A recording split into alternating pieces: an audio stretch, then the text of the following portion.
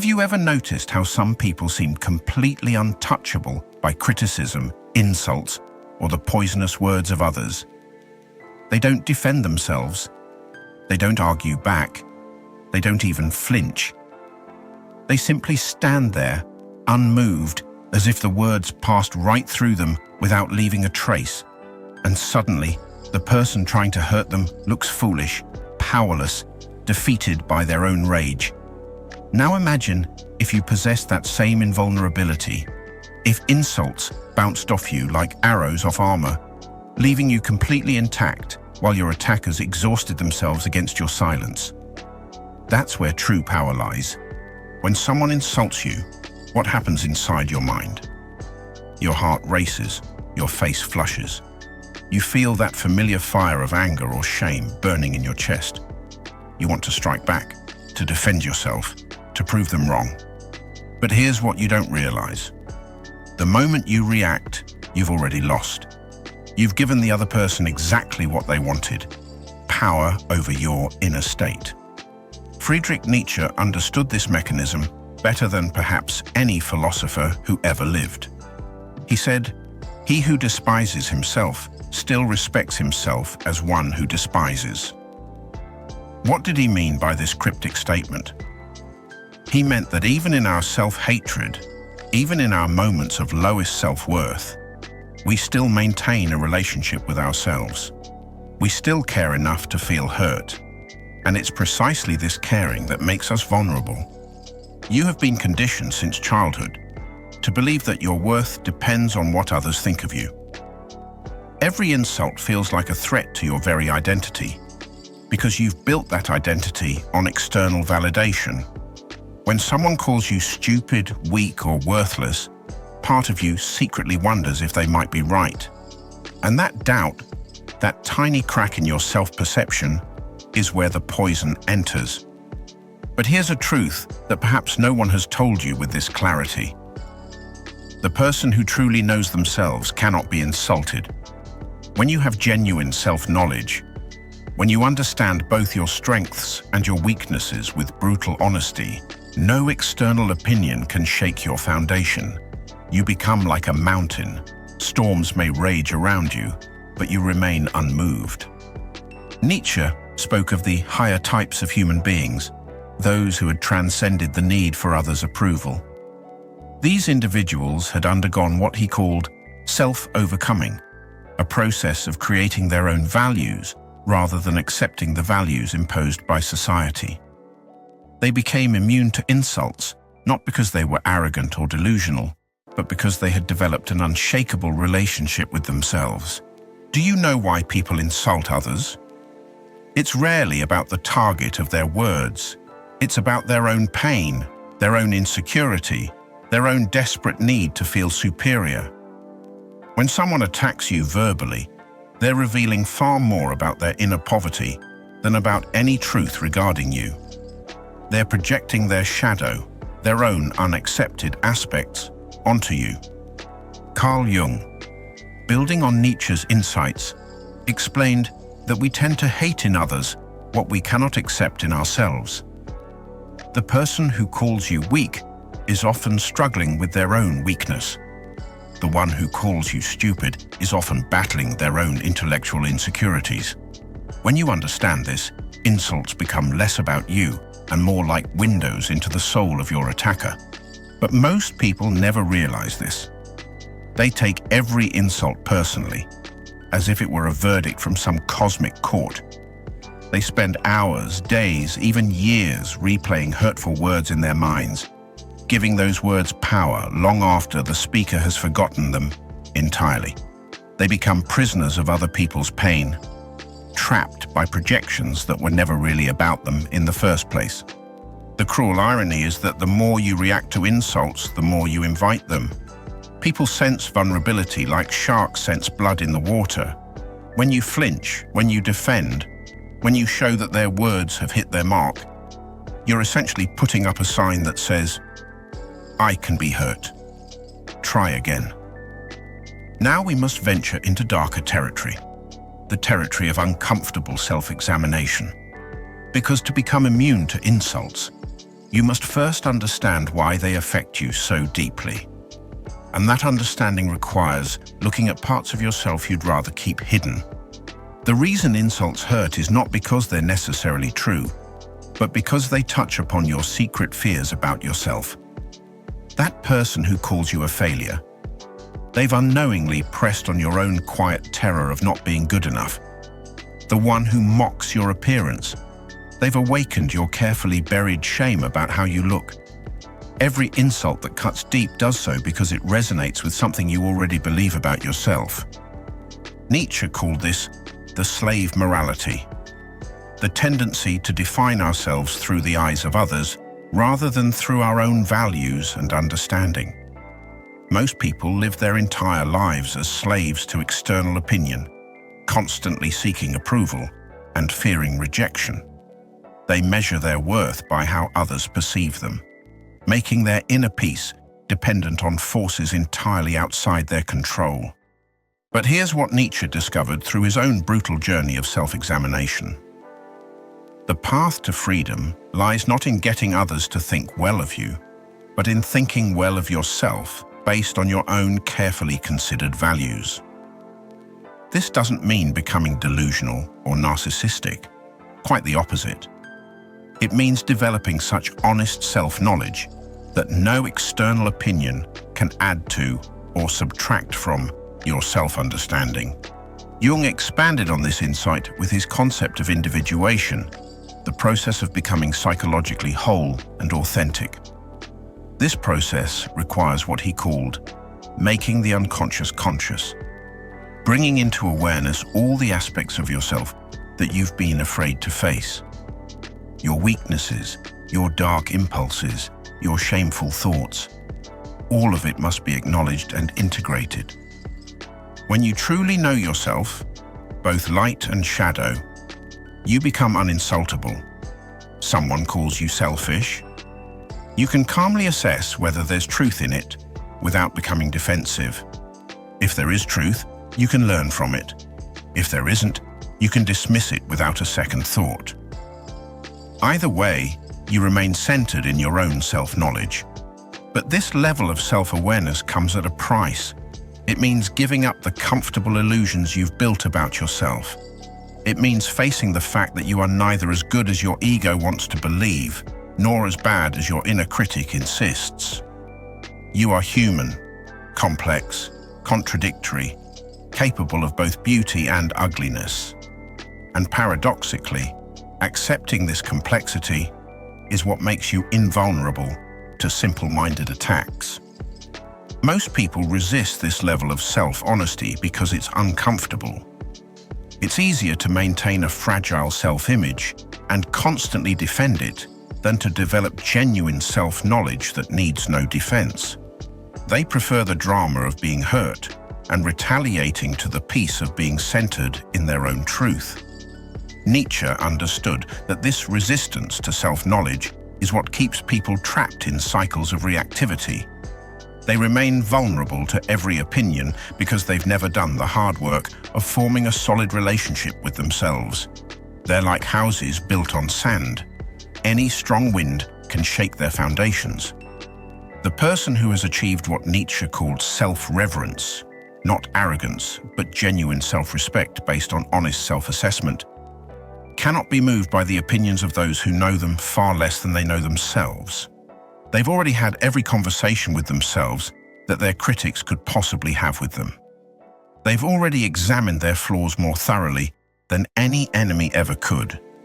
This is why truly self-aware people often seem mysterious or intimidating to others.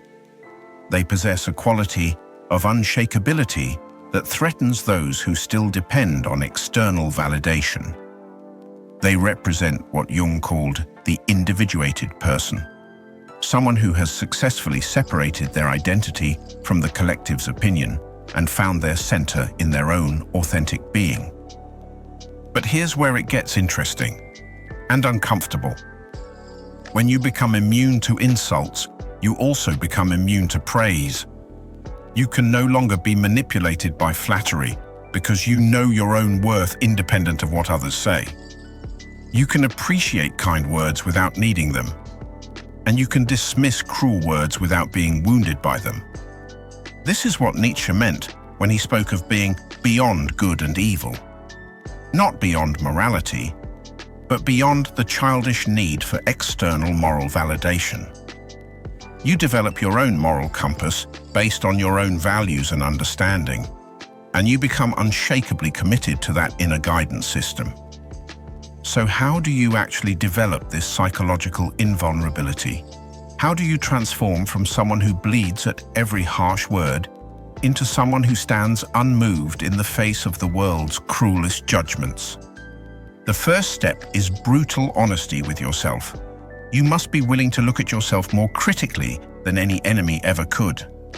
Make a list, not to torment yourself, but to gain clarity of every insecurity, every weakness, every aspect of yourself that you fear others might discover. Write it all down, sit with it, accept it as part of your human complexity. Nietzsche called this process amor fati, love of fate. Not just accepting what you are, but learning to love what you are, shadows and all. When you can look at your worst qualities and say, yes, this too is part of me, and I will work with it rather than pretend it doesn't exist, you begin to develop genuine invulnerability. The second step is developing what Jung called the transcendent function, the ability to hold opposing truths about yourself without being torn apart by the contradiction. You are both strong and weak, wise and foolish, kind and cruel. Instead of trying to be only one side of these pairs, you must learn to integrate both aspects into a more complete self-understanding. When someone calls you weak, instead of immediately defending your strength, pause and ask, where is this true? Where have I been weak? And how can I learn from this? When someone calls you arrogant, instead of protesting your humility, examine, where might there be truth in this? How can I use this feedback to grow? This doesn't mean accepting every criticism as valid. It means developing the psychological flexibility to consider criticism without being destroyed by it.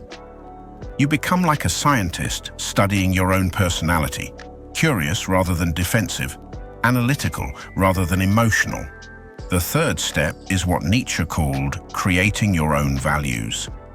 Instead of living by the values imposed by others, you must carefully consider what truly matters to you. What kind of person do you want to be?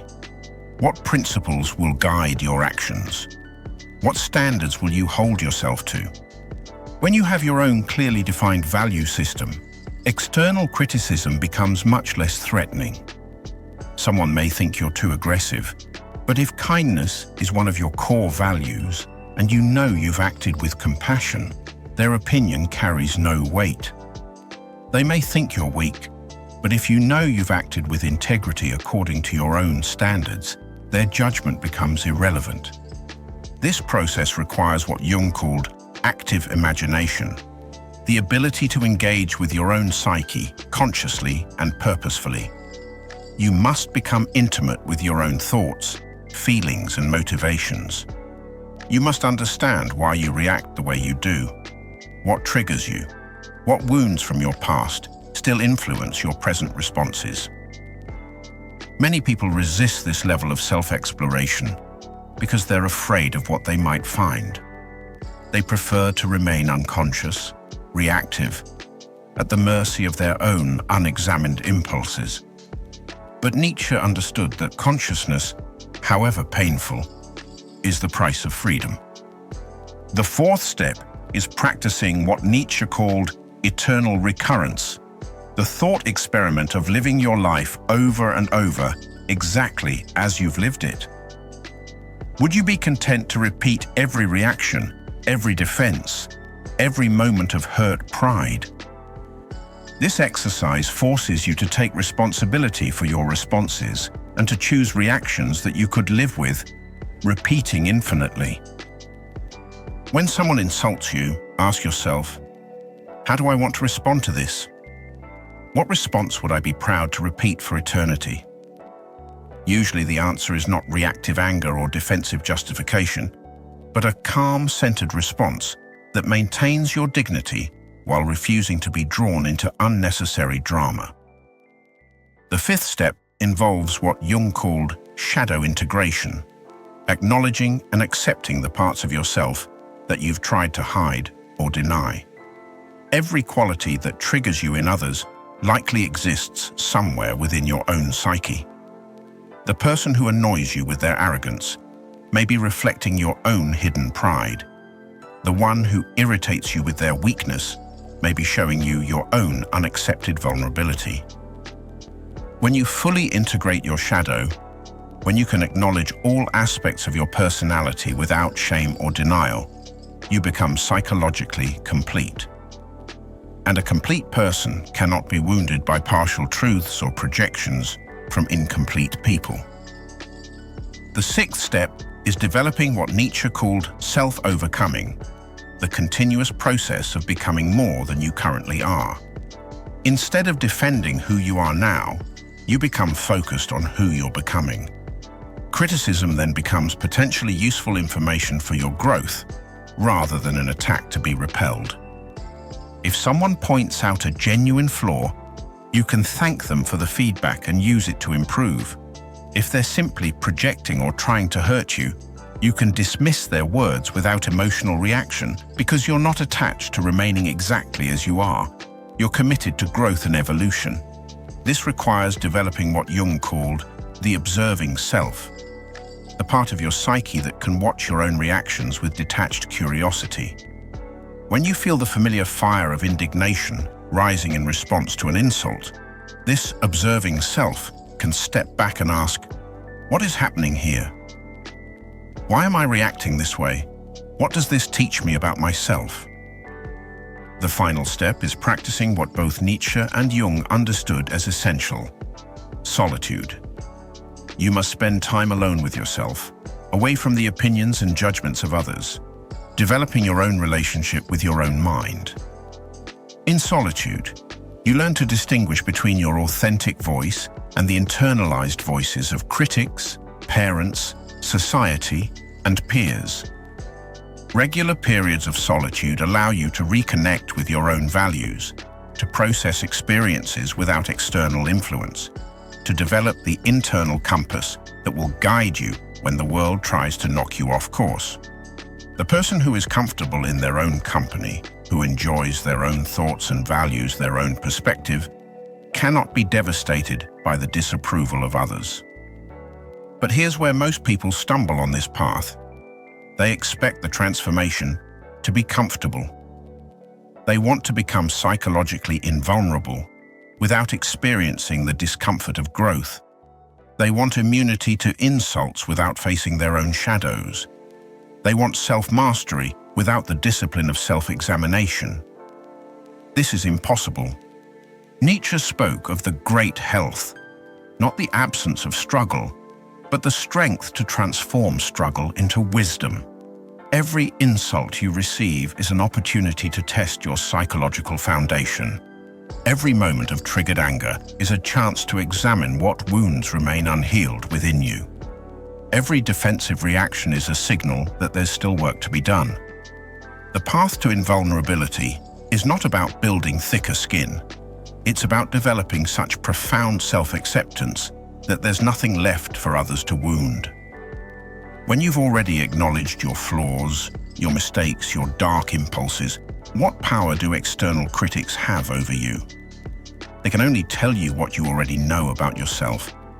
This is why Nietzsche emphasized the importance of what he called self-experimentation, deliberately placing yourself in situations that challenge your psychological stability, not to torture yourself, but to discover where your foundations are still shaky. The person who avoids all criticism never learns their true strength. The one who seeks only praise never develops genuine self-knowledge. Consider this. The insults that hurt you most are usually the ones that contain some grain of truth you haven't fully accepted about yourself. The ones that bounce off harmlessly are typically the ones that have no basis in reality. This reveals something profound about the nature of psychological wounds. They only exist where we haven't fully integrated aspects of ourselves. Jung understood this when he wrote about the wounded healer. The idea that our greatest strengths often emerge from our deepest wounds. The person who has been called weak and has fully examined their weakness often develops unprecedented strength. The one who has been called foolish and has integrated their foolishness often develops profound wisdom. But this process cannot be rushed. It cannot be forced. Like any deep transformation, it requires patience, persistence, and above all, compassion for yourself as you undergo this metamorphosis. You will have days when insults still sting. You will have moments when you react defensively. This doesn't mean you're failing. It means you're human and you're in process. Nietzsche called this becoming who you are, not discovering some pre-existing perfect self, but consciously creating yourself through the choices you make in response to life's challenges. Every time you choose not to react to an insult, you're choosing to become more than you were. Every time you respond to criticism with curiosity instead of defensiveness, you're sculpting yourself into a more complete human being. The most profound realization on this journey is that the people who insult you are often trapped in their own psychological prisons. They lash out because they're in pain. They attack because they feel powerless. They try to diminish you because they feel diminished themselves. Understanding this doesn't mean excusing their behavior, but it does mean recognizing that their words say far more about their inner state than about your worth. When you reach this level of understanding, something beautiful happens. You begin to feel compassion even for those who try to hurt you. Not because you're weak or naive, but because you recognize the suffering behind their aggression. This compassion becomes another layer of protection, because it's impossible to be wounded by someone you genuinely pity. When you complete this transformation, when you become truly immune to insults, something remarkable happens. You don't become cold or uncaring. You don't become arrogant or dismissive. Instead, you become incredibly powerful in a quiet, unshakable way. People notice immediately that something has changed about you. They sense that their usual tactics for manipulation and control no longer work. The person who used to hurt you with cutting remarks finds their words powerless. The one who tried to control you through criticism discovers that you're no longer controlled by anyone's opinion but your own. This immunity to insults creates a ripple effect throughout your entire life. You stop wasting energy on defensive reactions and start channeling that energy into creative pursuits. You stop seeking approval from others and start developing genuine self-respect. You stop being hurt by enemies and start being selective about friends. Nietzsche called this state self-mastery, not the mastery of others, but complete sovereignty over your own inner world. You become like what Jung described as the individuated person, whole, authentic, immune to the projections and manipulations of those who remain unconscious. The cruel irony is that once you no longer need others' approval, you often start receiving more genuine respect. People sense strength and self-possession, and they're naturally drawn to those qualities. But now it doesn't matter to you whether they respect you or not. You've found something far more valuable than external validation. You discover what Nietzsche called amor fati in its deepest sense, not just accepting your fate, but loving it completely. You love your journey, your struggles, your growth, and yes, even the insults that taught you to become invulnerable. They were all necessary teachers on the path to psychological freedom. In this state, you understand what Jung meant when he said that the privilege of a lifetime is to become who you truly are. You're no longer performing for an audience or defending against critics. You're simply being yourself, complex, authentic, unshakable. This is the gift Nietzsche offers to those brave enough to take the journey. Complete psychological sovereignty, freedom from the opinions of others, immunity to insults, the unshakable peace that comes from knowing yourself so completely that no external force can disturb your inner equilibrium. Today, we learn from Friedrich Nietzsche that true strength lies not in the ability to hurt others, but in the immunity to being hurt by them. We discovered from Jung that psychological wholeness requires integrating all aspects of ourselves, both light and shadow, creating an unshakable foundation that no external criticism can disturb. If these insights sparked a moment of recognition in you, if you felt that stirring of possibility, that glimpse of who you could become, then take a moment to like this video and subscribe to our PSYphile channel. Join our community of seekers who are committed to the sometimes uncomfortable but always liberating journey of self-discovery. Write in the comments, "I choose my own worth." Let's see how many of you are ready to begin the journey from external validation to internal sovereignty. Share this wisdom with someone who needs to hear that their worth isn't determined by the opinions of others. Become a PSYphile and explore more transformative ideas that change not just how we see ourselves, but how we navigate the complexities of human psychology and philosophy. Together, we'll continue uncovering the profound insights that lead to genuine psychological freedom. Until we meet again, remember Nietzsche's ultimate lesson: the person who truly knows themselves cannot be insulted, because they've already had every conversation with themselves that their critics could possibly have. Carry this truth forward as you build your untouchable mind. And don't forget, keep watching our next video where we explore Jung's most dangerous insight about why the people closest to us often trigger our deepest wounds. You won't want to miss it.